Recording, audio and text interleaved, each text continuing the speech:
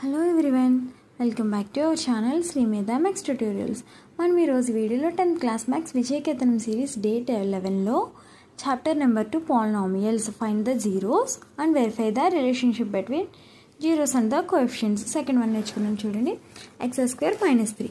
So మనకి ఇచ్చిన value అంటే x² - 3, కానీ మనకి క్వాడ్రాటిక్ పాలినామియల్ అంటే ఎలా ఉండాలి? ax² + bx + c ఫామ్లో కదా ఉండాలి.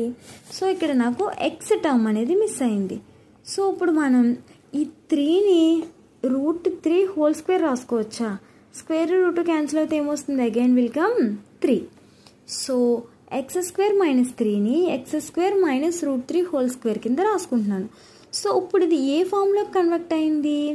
a² - b² = a + b × a - b. So the value of x² - 3 is 0 when x minus √3 = 0. That means x = √3.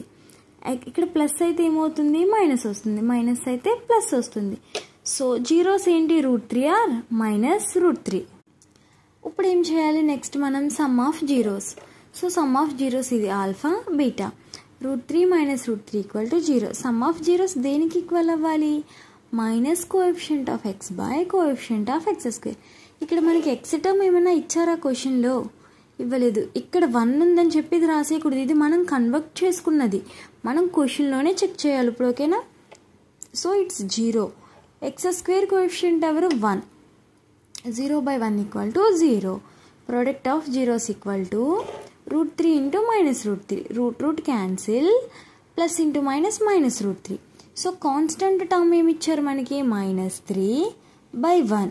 So constant term by coefficient of x², it's c/a.